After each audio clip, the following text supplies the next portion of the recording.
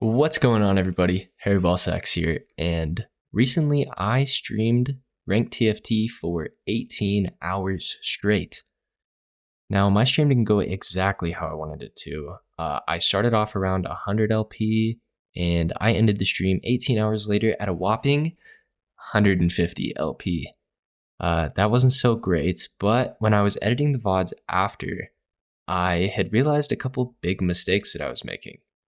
I took some notes on some of these things that I'd realized and played a couple games afterwards, and I climbed from 133 LP Master to 512 LP Grandmaster. It took me 2 days. So what were these huge changes that I made in my gameplay? Let's get into it. See, the biggest change I made was something that I realized when I was watching back some of the games that I was winning. I realized that consistently across the board, when I played an augment that was reflective of the spot my board was in, I was doing so much better in my games. Now, this sounds pretty obvious for some of the higher level players, I'm sure, but oftentimes I found myself getting ahead and trying to think of some Exodia board, forcing my board towards it, and I would go bot 4 pretty commonly. Let's take a look at some of the examples of what I'm talking about here, and let me know in the comments below what you may have done in my spot in each clip. Oh. Ostergrowth.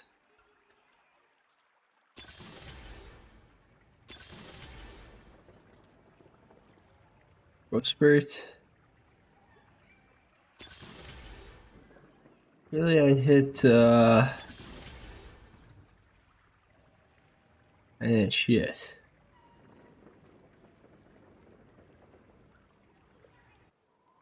I didn't hit shit.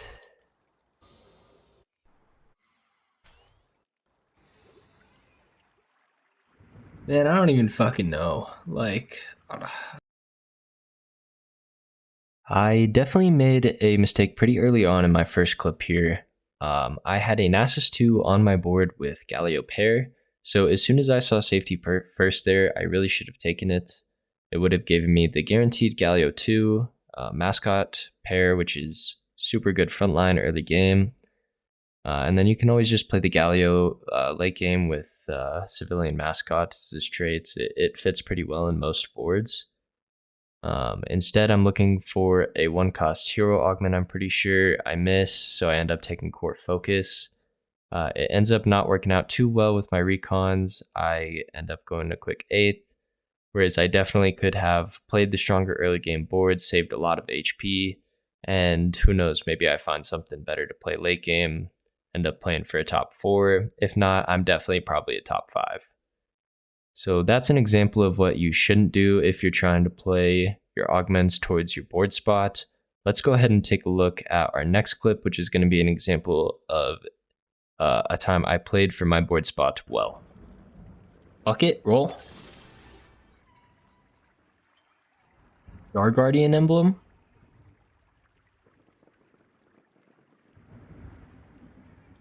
What's the stats on that?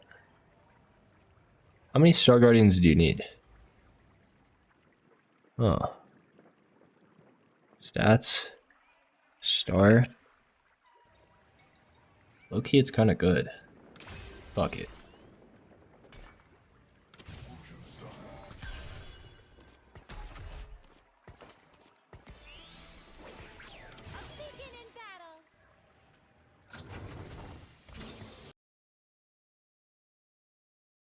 Did you see what I did correctly here? Notice how in this clip, I saw I had the double Star Guardian unit drop from the minion round. I didn't like any of my first options with the items and units I had for augments, so I rolled, and I hit the Star Guardian emblem.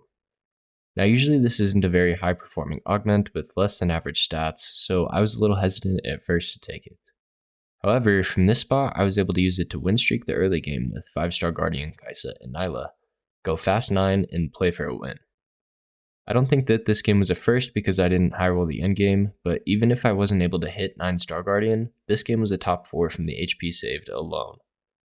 Let's take a look at another game where I chose an augment that left me in a less than favorable spot. Stacks on stacks. I have no NASA.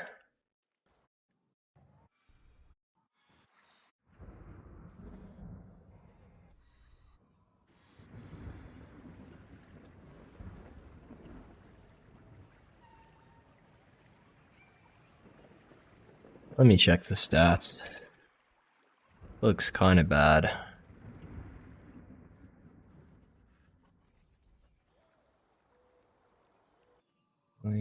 Foster growth. Fuck it.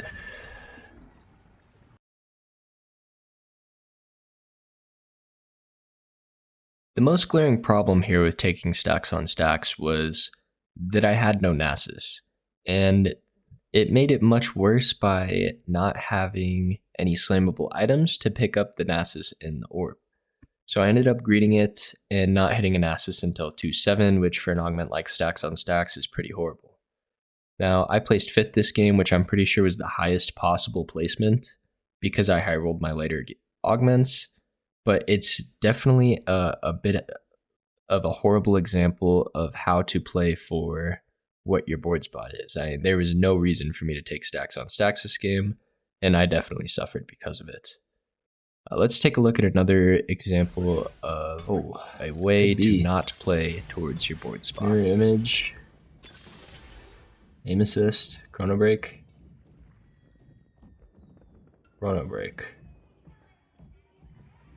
aim assist.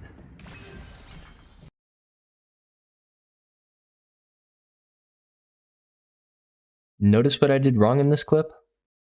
If you look at my spot in this game, at first glance, aim assist doesn't seem too bad, and I took it without much of a second thought. But upon further consideration, I would have seen that there was 3 other AP players in this game who, while not rerolling, all have a LeBlanc too. This made my odds of hitting the 3-star LeBlanc pretty much non-existent. And while I didn't see the Soraka hero augment that I was hoping for at first, I still had one more reroll with a 4-cost slot, and I could take either the Echo or Talia augment if necessary after rolling. I had a champion duplicator on bench and a Soraka on board, so either Echo or Soraka could be instantly 2-starred. My spot would have been so much better to start playing towards the endgame, but instead I took LeBlanc hero, rerolled on 7 until I was 1 life, never hit LeBlanc 3, and I ended at 7th place. Now, as shown in the first clip, this doesn't only apply for hero augments. At any point when an augment comes up, you should be thinking, what is this augment going to do for my board spot right now? Then you can start thinking, what's it going to do 5 rounds from now, 10 rounds from now, etc., etc. Say you're on 2-1, you hit a bunch of 2-star frontliners. You probably don't want to take phony frontline. It's not going to be that good for you. But if you hit a bunch of backliners, then yeah, absolutely, phony frontline's going to be great. Now, obviously, I'm not going to go over every scenario in the game right now for you, but if you start to think like that, it's definitely going to help you improve. It's what helped me improve and climb 400 LP over the last 2 days. That's going to be it from me. If you enjoyed, don't forget to like and subscribe. I stream every other day on Twitch at twitch.tv/HarryBolsax, and I post every day on YouTube. If you enjoyed, I do have another similar video, top 5 tips to climb. It's going to give you a few other ideas, help you improve your gameplay. It's going to be up on the top right-hand corner for you. Thanks for watching. Catch you next time.